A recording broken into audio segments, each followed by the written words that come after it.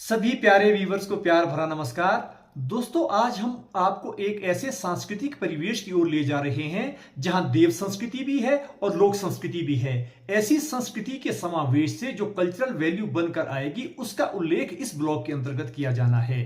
शिमला जिला के चौपाल जनपद के अंतर्गत दियोंदर नामक पर्वत श्रृंखला, जहां 64 योगिनियों का वास माना जाता है, वहां आयोजित किए गए शांत यज्ञ पर किस प्रकार से उसकी रूपरेखा रही है और उसकी क्या कल्चरल वैल्यू रही है, उसकी क्या इंपॉर्टेंस रही है, इस पर स्टोरी का आनंद लेने के लिए आपको ब्लॉग के आखिर तक बने रहना होगा। पर्वतीय जनपदों में देव संस्कृति और लोक संस्कृति या फिर यूं कह लीजिए मर्यादाओं की डोर को आगे बढ़ाने के लिए आज की युवा पीढ़ी किसी भी तरह की कसर नहीं छोड़ रही है, जो हमारे समाज के लिए बहुत ही सुखद अनुभूति के समान है। आइए आपको रूबरू करवाते हैं युवा पीढ़ी के जोश और होश से। हम आपको बता देना चाहते हैं कि यह ऐसा जंगल है जहां 4 देवताओं का मिलन होने को जा रहा है और एक बड़े महायज्ञ की तैयारी के लिए ये सभी देवता जा रहे हैं। इसमें जो देवता शामिल होने वाले हैं उनके नाम यहाँ के स्थानीय ब्राह्मण है अनु शर्मा, वो बताएंगे कि किस किस तरह से देव पालकियाँ आ रही है और कहाँ जा रही हैं। स्थान है ये शिवंदर नाम से प्रसिद्ध है, यहाँ भी काली का स्थान है। तो यहाँ पर सबसे पहले देवता रिहाटना जी और शापड़ा की देवी रायरमूल और जलछर देवी और देवता उठानिया महाराज जी और श्रीगुरु महाराज जी आएंगे।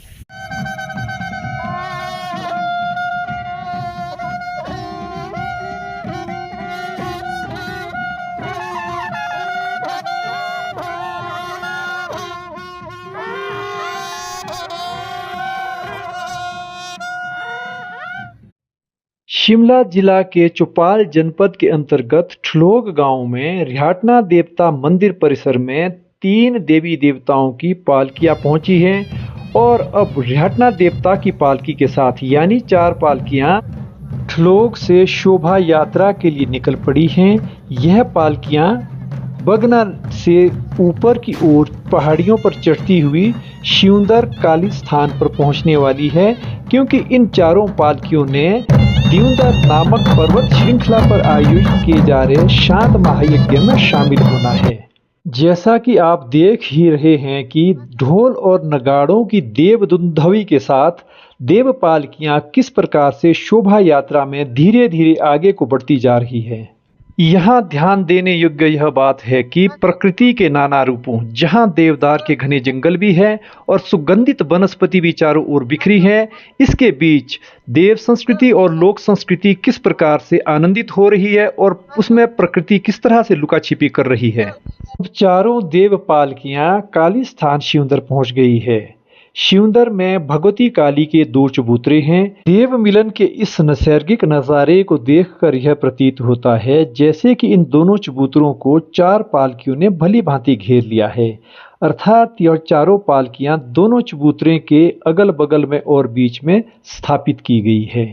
हम इन पालकियों के साथ जो छड़ियां देख रहे हैं वो भी देवी देवताओं की है और साथ में जो संदूक और किल्टे देख रहे हैं इसमें देवी देवताओं के आसन और सिंहासन तथा साज सज्जा के अन्य सामान होते हैं, जो दियोंदर में शांत यज्ञ के समय हम केवल पूजा स्थल पर ही देख पाएंगे। हम अपने प्यारे व्यूवर्स के साथ यह तथ्य भी साझा करना चाहते हैं कि हिमालय की वादियों में शैव, शाक्त और वैष्णव संप्रदाय का बहुत गहरा प्रभाव रहा है। यही कारण है कि इन जनपदों में अधिकतर मंदिरों में और देवालय में शिव और शक्ति की मूर्तियां देखने को मिलती हैं, लेकिन देश काल और परिस्थितियों के अनुसार उनका नामकरण अलग अलग किया गया है। इस देव परंपरा पर अब यहाँ के स्थानीय युवाओं को भी सुन लीजिए। इस वक्त मेरे साथ है दिनेश मेहता, जीना से हैं, जो इस देव परंपरा से काफ़ी शिद्दत से जुड़े रहते हैं। मैं उनसे भी जानकारी लूँगा और बिट्टू शर्मा जी भी हमारे साथ हैं, इनसे भी जानकारी लूँगा। इस खूबसूरत जंगल में ये देव मिलन कैसा हो रहा है, इस देव मिलन की क्या क्या परंपराएं हैं, इसके बारे में कुछ आगे प्रकाश डालेंगे दिनेश मेहता जीना से। दियोंदर माता पे शांत का आयोजन होता है, तो सभी देवी देवता जो इस शांत यज्ञ में दियोंदर माता के स्थान पे सम्मिलित होने के लिए आते हैं। थोड़ी जानकारी बिट्टू शर्मा जी आप भी दीजिए। कहते हैं कि जो पिछली हिस्ट्री है जब दिउंदर की शांत के लिए देवता महाराज जो जाते थे ऊपर, तो बोलते कि यहाँ 2-3 बारी पहले भी ब्राह्मण मर चुके थे, मतलब 3-4 बारी कोशिश की ऊपर जाने के लिए, पर यहाँ तक पहुंचे थे। फिर यहाँ या कोई डेथ हो जाती थी या किसी को दिक्कत था। फिर इसके बाद जब इसकी दोबारा से पूजा की गई, तो आपके छठा देवत से बटेड़ू जो ब्राह्मण थे, उनके द्वारा फिर यहाँ से आगे जो पूजा का कार्यक्रम रहा, फिर उनके द्वारा हुआ। और ये आज तक भी वही यहाँ पर सरजाई बोलते हैं उनको, तो वही होते हैं यहाँ से। ब्राह्मण हत्याएं हुई है क्योंकि 64 योगिनियों को वश में करना, अभिमंत्रित करना साधारण ब्राह्मण के बस की बात नहीं थी। ये केवल चंदवान ब्राह्मणों को ही इसका श्रेय जाता है, जिन्होंने 64 योगिनियों को अपने कंट्रोल में करने के उपरांत यहाँ से रथ यात्रा शुरू की थी देवी देवताओं की दिउंदर के लिए, जहां आज भी देवी माता का एक बहुत बड़ा चबूतरा बना है, जिस पर देवी माता की अब प्रतिष्ठा होनी है। रिहाटना महाराज का मंदिर बना है, जिसको मठ कहते हैं, उसकी शिखा पर धरण लगना है। देवदार की इन हसीन वादियों में आप देख रहे हैं कि देवताओं का कैसा मिलन हो रहा है। वैसे तो हमने आपको जानकारी दे दी है कि यहाँ ये देव मिलन किन कारण से हुआ है, लेकिन इस पर और विस्तृत जानकारी के लिए हमारे बीच विराजमान है रमेश किमटा जी, जो रायरोमूल देवी की पालकी है, उसके वजीर है, और हेतराम शर्मा जी ये भंडारी है रिहाटना देवता के, और मंगतराम शर्मा जी ये भंडारी है डोम देवता कठानिया जिसको कहते हैं। ये भोट में इनका मंदिर है। जहां तक मेरी जानकारी है, मैं पहले भी जानकारी शेयर कर चुका हूँ, कठानिया इसलिए कहते हैं कि शायद कुठान से आए हैं, इसलिए उनको लोकल डायलेक्ट में कठानिया कहते हैं। तो मैं सबसे पहले रमेश किमटा जी से जानना चाहूंगा कि आप बताएं कि ये जो देव पालकियां हैं, किस किस देवी देवताओं की पालकियां हैं, और जो 2 चबूतरे बने हैं ये किन किन देवताओं के हैं या देवी के? सर, आपके चैनल का सबसे पहले तो धन्यवाद है। सबसे पहले जो है देवता रिहाटना महाराज जो है स्थानीय देवता है। दूसरी जो है दिउंदर काली माता है, जिसका पूजन होना है, और वहाँ पे गुरु की स्थापना होनी है, जो शिखा पूजन होना है। तीसरी जो है देवी रायरोमूल का यहाँ पे बंद, विशेष रूप से बंधन है कटासिन का दिउंदर पे जो ये कार्यक्रम चल रहा है।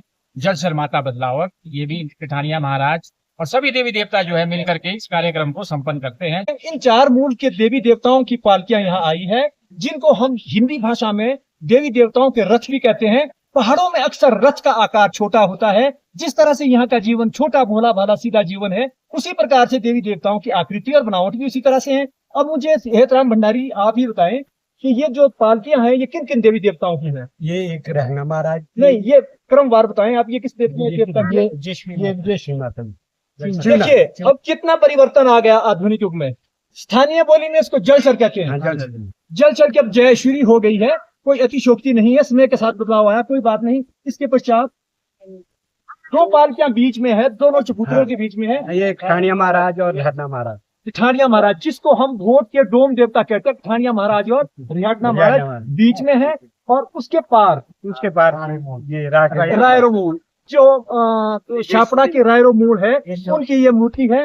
ये सारा जितना भी आप ये जन सैलाब देख रहे हैं, इन देवरथों के साथ उस दिउंदर नामक स्थान पर जा रहा है, जहां जीना के कलसी को इस देवी ने साक्षात दर्शन दिए थे, जिसके पूरे आज ये कार्यक्रम समापन हो रहा है। सोने और चांदी से जड़ित इन देव पालकियों की शोभा यात्रा अब शिवंदर से दिउंदर के लिए आरंभ हो गई है। इस शोभा यात्रा में शामिल वाद्य यंत्रों का भी आपसे परिचय करवा दिया जाता है। ये जो सबसे ऊंचा तुहीनाद की तरह बज रहा है, इसे रणसिंगा कहते हैं, और साथ में करनाल भी है, ढोल भी है, नगाड़े भी है, शहनाई भी है। ये सारे वाद्य यंत्र चांदी से मढ़े हैं और कुछ अष्ट धातु से भी बने हैं। डूबते सूरज की लालिमा के साथ देव पालकियों की शोभा यात्रा देखते ही बनती है। प्रकृति का और देव शोभा यात्रा का नज़ारा देखने योग्य है। ये हैं देव छड़ियाँ जो देव पालकी के साथ चलती हैं। इसके अतिरिक्त आप एक अन्य देव चिन्ह भी देख रहे हैं जो भाला की तरह है। इसको स्थानीय बोली में नेजा कहते हैं। इसके अतिरिक्त देव साज सज्जा के सामान को लेकर जो लोग जा रहे हैं उन्हें भी आप देख रहे हैं। ऐसी ही मर्यादाएं आज के इस आधुनिक युग में हमें देखने को मिल रही है, जो हमारे समाज में एकता और भाईचारे का इतना बड़ा यज्ञ हो रहा है, इतना बड़ा यजन हो रहा है, आप पर इसकी क्या राय है? ये बहुत खुशी की बात है जी। आज हिस्टोरिक मोमेंट है और माँ भगवती की असीम कृपा के साथ आज पूरा चौपाल क्षेत्र खुशी की लहर में डूबा है। आप देखिए भी कल बहुत बड़ा यज्ञ यहाँ होगा, पिंडी की स्थापना होगी, उलट लगेगा। और माँ अब देव पालकियां और देव छड़ियां दियोंदर पहुंच गई हैं। दियोंदर काली स्थान में देवी देवताओं के स्वागत के लिए भव्य द्वार सजा है। देवी देवताओं के स्वागत के लिए खड़े हैं इस इलाका के वजीर मनोज मेहता, जो देवी देवताओं की पालकियों और छड़ियों का अभिनंदन कर रहे हैं, फूल मालाओं को चढ़ाकर, और इनका साथ दे रहे हैं रजनीश किमटा। अब रजनीश किमटा और मनोज मेहता देव पालकियों को कांधा देकर उस स्थल तक ले जा रहे हैं जहां देव पालकियों के विश्राम की व्यवस्था की गई है, और उसी स्थान पर देव पालकियों की पूजा जजा का भी प्रबंध किया गया है। इन देव पालकियों के भीतर रखी गई प्रतिमाएं अब पूजा स्थल पर पूजा के लिए रख दी जाएगी और रात्रिकालीन पूजा की जाएगी। ये बरनी का पर्व समाप्त होने पर दूसरे दिन शांत महायज्ञ प्रारंभ हो जाएगा। अभी आप जो देख रहे हैं ये देवपालकी इन लोगों के करने या चलने से नहीं चल रही है, बल्कि देवपालकी अपनी देव शक्ति के बल से चारों ओर, चारों दिशाओं की ओर देखकर जांच कर रही है कि कहीं शत्रु किसी तरह का आक्रमण करने की स्थिति में तो नहीं है। जब इस देवपालकी की परिरक्षण नीति पूरी हो जाएगी तब यह देवपालकी भी पूजा स्थल पर चली जाएगी और वहां सभी देवी देवताओं को आसन और सिंहासन पर बिठाकर उनकी विधिवत पूजा का विधान आरंभ हो जाएगा। आओ चलें अब आपको दिखाएं कि पहाड़ों में देवी देवताओं की पूजा अर्चना किस तरह से की जाती है। देवी देवताओं की इस विशिष्ट पूजा को सदीवा कहते हैं, जो ढोल नगाड़ों की दुंदभी के साथ की जाती है। स्थानीय ब्राह्मण विशिष्ट स्थानीय भाषा के मंत्रों को उच्चारित कर देव पूजा में लगे रहते हैं। पूजा विधान पूरा हो जाने के पश्चात ही यहाँ आए श्रद्धालुओं के लिए लंगर खोल दिया जाता है।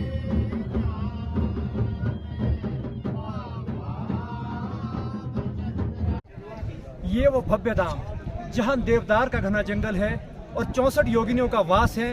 इस स्थल की समुद्र तल से ऊंचाई 9000 फीट के करीब है। शांत की पूर्व संध्या पर जो एक बंधित कार्यक्रम होता है उसे लोकल डायलेक्ट में वर्णी कहते हैं। वर्णी का तात्पर्य यह होता है कि जो महायज्ञ यहाँ हो रहा है उसको अवर्णित किया जाता है।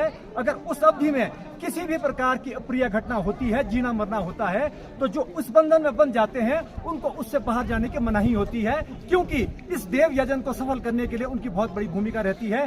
और मैं जानना चाहूंगा इस इलाका के वजीर मनोज मेहता जी से कि भाई आपके जो बुजुर्ग हैं उनको किस किस तरह से यहाँ देवी ने दर्शन दिए। गोपाल जी, जखोली में जहाँ तक मेरी नॉलेज है सबसे पहला मंदिर है देवी माँ कड़ासन का था, और कड़ासन माता के जो वजीर है वो कालसी मेहता जी रहे, जो मेरे परदादा।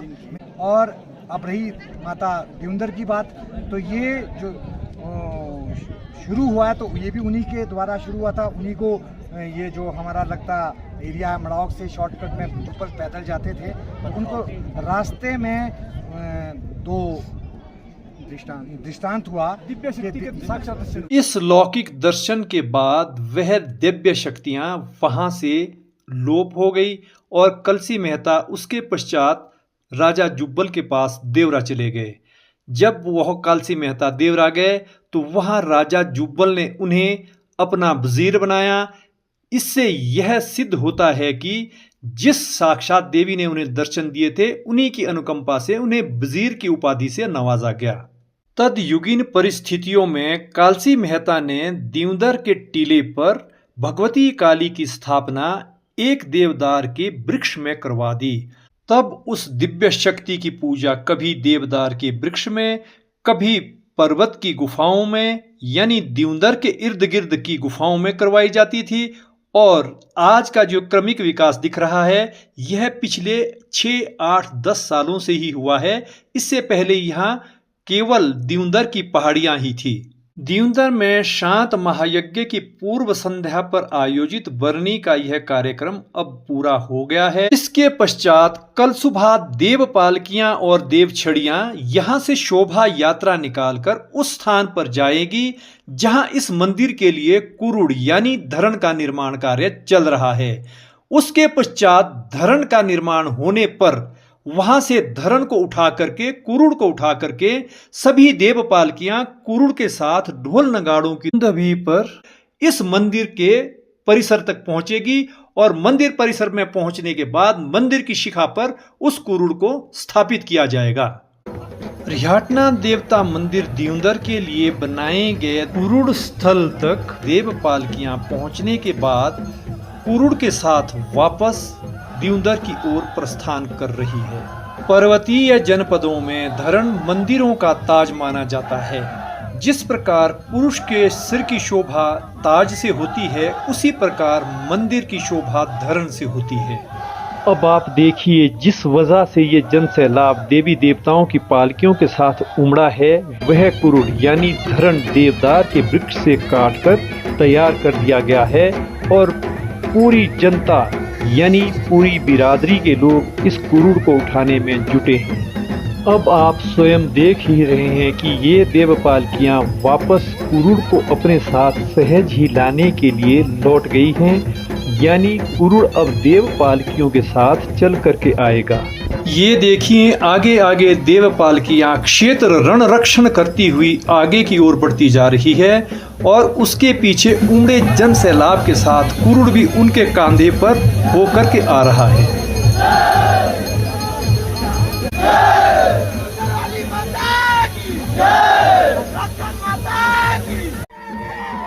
हम आपके साथ यह जानकारी साझा कर देना चाहते हैं कि प्राचीन काल में यूनान में जब किसी के उदर में शूल होता था तो वहाँ उद्धाम संगीत का प्रयोग किया जाता था।